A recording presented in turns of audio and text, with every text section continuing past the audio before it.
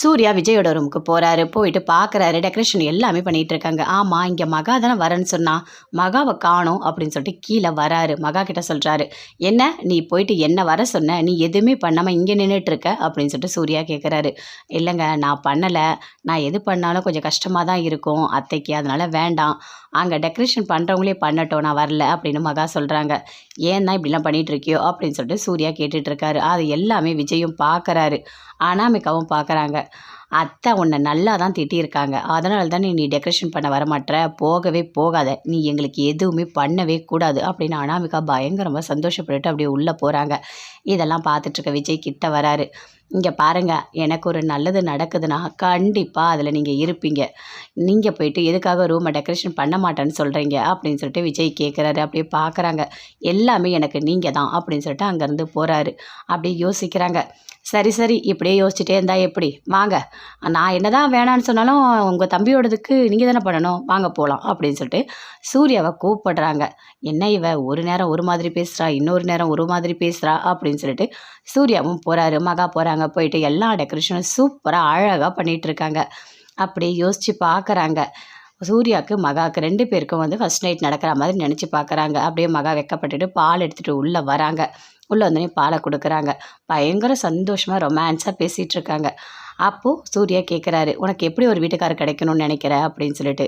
இல்லைங்க, நான் ஒரு ஏழை வீட்டில் பிறந்திருக்கேன், ஆனால் நீங்கள் பணக்கார வீட்டு பையன், இருந்தாலும் என்ன அப்படிலாம் நினைக்காம எனக்கு பிடிச்ச மாதிரி நீங்கள் கிடச்சிருக்கீங்க, அதனால் எல்லாமே நான் சந்தோஷமாக தான் இருக்கேன் அப்படின்னு மகா சொல்கிறாங்க. அப்படி சூர்யா அப்படியே ரொம்ப சந்தோஷமாக அப்படியே ரொமான்ஸ் பண்ணிகிட்டு இருக்காரு.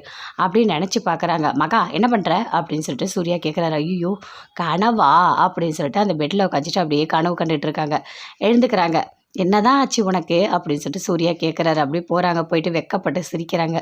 ஐயோ என்ன ஆச்சுன்னே இவளுக்கு தெரியல, இவன் ஏன் தானாக வெக்கப்பட்டு சிரிச்சிட்ருக்கா, ஒன்றுமே புரியல, நம்மளே ஏதாவது ஒரு வழி பண்ணிவிடுவா போல இருக்குது அப்படின்னு சொல்லிட்டு அப்படியே சூர்யா யோசிச்சுட்டு டெக்கரேஷன்லாம் பண்ணிகிட்ருக்காரு. மகாவும் எல்லாமே பண்ணுறாங்க. அப்படியே யோசித்து பார்க்குறாங்க. சூர்யாவோட அப்படியே எல்லாமே நினச்சி பார்த்து பயங்கரமாக அப்படியே சிரிச்சிட்டே இருக்காங்க, சந்தோஷமாக இருக்காங்க.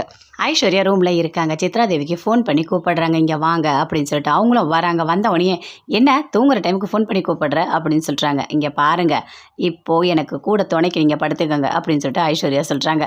நான்லாம் இங்கே படுக்க மாட்டேன், நான் அங்கே போகிறேன் அப்படின்னு சொல்கிறாங்க. அதெல்லாம் போகக்கூடாது, இங்கே பாருங்கள், நீங்கள் மட்டும் இங்கே கூட படுக்க மாட்டேன்னு சொன்னீங்க, நான் தாத்தாவுக்கு ஃபோன் பண்ணி சொல்லிவிடுவேன் அப்படின்னு சொல்லிட்டு ஐஸ்வர்யா மிரட்டுறாங்க. வேணாம் வேணாம் வேணாம் வேணாம் அப்படின்னு சொல்லிட்டு ஃபோனை பிடுங்குறாங்க. நான் இங்கேயே படுக்கிறேன் அப்படின்னு சொல்லிட்டு பெட்டில் படுக்கிறாங்க. ஆமாம், என்ன பண்ணுறீங்க, பெட்லேயா படுக்கிறீங்க, பெட்டெல்லாம் படுக்கக்கூடாது அப்படின்னு ஐஸ்வர்யா சொல்கிறாங்க. வேறு நான் தரையெல்லாம் படுக்க முடியாது அப்படின்னு சொல்லிட்டு சித்ரா தேவி சொல்கிறாங்க.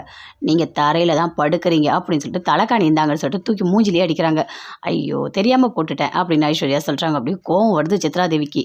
பார்க்குறாங்க, இவன் ஏன் தான் இப்படி என்னை போட்டு படுத்தி எடுக்கிறாளோ தெரியலையே, எனக்கு வர கோவத்துக்கு அப்படின்னு சொல்லிட்டு அப்படியே பயங்கர கோவமாக உட்காந்துட்ருக்காங்க. ஆமாம், நீங்கள் இன்னும் தூங்கலையா அப்படின்னு சொல்லிட்டு ஐஸ்வர்யா கேட்குறாங்க. இல்லை இல்லை இல்லை இல்லை இல்லை இன்னும் நான் தூங்கலை. அப்படியே பார்க்குறாங்க, எப்படியாவது கட்டிலில் படுத்தணும், இவ தூங்கட்டும், நைஸாக போய் படுத்தலாம் அப்படின்னு சொல்லிட்டு சித்ராதேவி அப்படியே பார்க்குறாங்க. தலைகாணி அப்படியே கிட்ட எடுத்துகிட்டு போகிறாங்க. அதுக்குள்ளே மறுபடியும் ஐஸ்வர்யா எழுந்துக்கிறாங்க. என்ன வேணும் உங்களுக்கு அப்படின்னு சொல்லிட்டு கேட்குறாங்க. ஒன்றும் இல்லை, தண்ணி வேணும் அப்படின்னு சொல்லிட்டு சித்ராதேவி சொல்கிறாங்க. உடனே தண்ணி கொடுக்குறாங்க. ஐயோ கடவுளே, இவ பக்கத்துலேயும் படுக்க விட மாட்டா, இப்படி கீழேயும் படுக்க வைக்கிறா, நான் ஏன் தான் இப்படி இவகிட்ட மாட்டிகிட்டு இருக்கணும் அப்படின்னு சொல்லிட்டு சித்ராதேவி பயங்கரமாக கோவப்படுறாங்க. அப்படியே மகா யோசிச்சுட்டே இருக்காங்க. நடந்த எல்லாத்தையுமே நினச்சி யோசித்து பார்த்துட்டு பயங்கரமாக சிரிச்சிட்டே இருக்காங்க. இவ எதுக்காக தான் சிரிக்கிறா, ஒன்றுமே புரிய மாட்டுதே, எப்போ பார்த்தாலும் சிரிச்சிட்டே இருக்கா. அதுவும் அந்த டெக்கரேஷன் ரூமில் போனதுலேருந்து தான் நிறைய மாற்றம் தெரியுது இவகிட்ட, இவளுக்கு என்னவா இருக்கும் அப்படின்னு சொல்லிட்டு சூர்யா யோசிச்சுட்ருக்காரு. சரி சரி, அதை பற்றி நம்ம யோசிச்சோன்னு வச்சுக்கோ, நாம் ஒரு வழி ஆகிடுவோம், நம்ம போகலாம் அப்படின்னு சொல்லிட்டு அங்கேருந்து போகிறாரு. அப்படியே அனாமிகா ரொம்ப சந்தோஷமாக இருக்காங்க. இன்றைக்கி ஃபஸ்ட் நைட் நல்லபடியாக நடக்கணும் அப்படின்னு சொல்லிட்டு அவங்க கூட்டிகிட்டு வராங்க.